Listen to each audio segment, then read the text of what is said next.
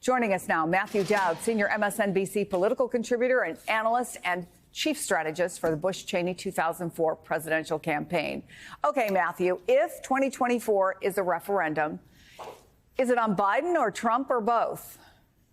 Well, it's going to be up to the campaigns to communicate what it is. If I were Joe Biden in his campaign, I would want to make it a referendum on what who Donald Trump is and what does he want to do to America.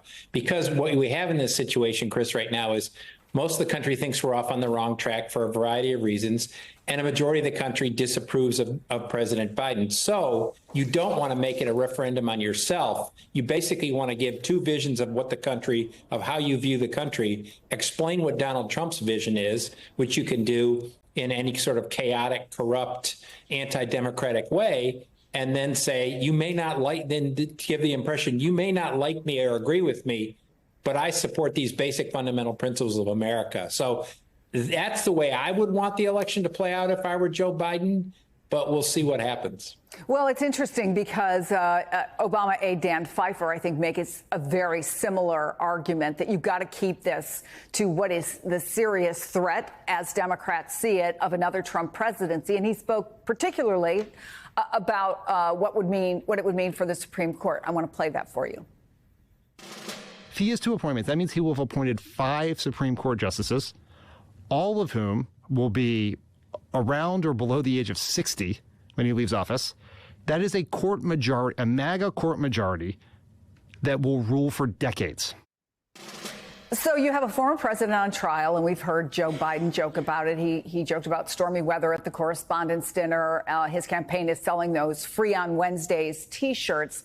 But there's a new column in New York Magazine, and it says it is urgently important that Democrats find ways to depict this cartoon villain as more villainous than comic.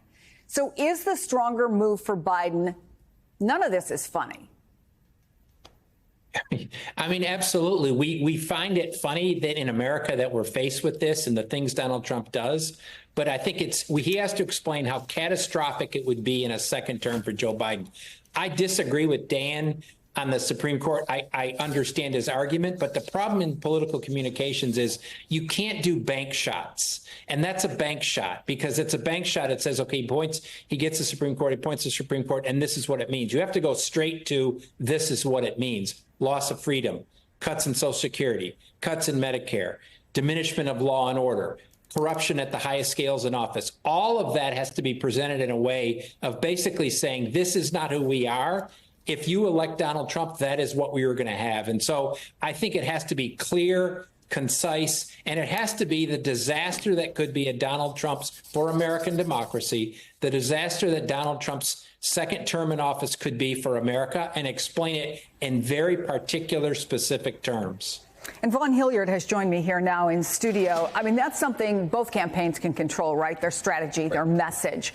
What they can't control is what 12 jurors are going to decide in a courtroom in Manhattan. And I wonder, having covered both of these guys, what are you hearing about the potential impact if it's guilty, not guilty, or a hung jury? Right. Number one, if it is guilty, we have seen polling indicating that there is a segment of Republican voters and a majority of independent voters that say a guilty verdict in this hush money scheme trial would lead them to most likely not vote for Donald Trump. But you know a lot of people, including people on the right, who don't believe that. And there's a lot of time, 5.5 months until the general election here. There's going to be a lot of other variables between now and then. And in our roles as reporters, we try not to forecast too much. But I think what you look at here is Donald Trump is a political figure unlike any that we've dealt with in our own histories.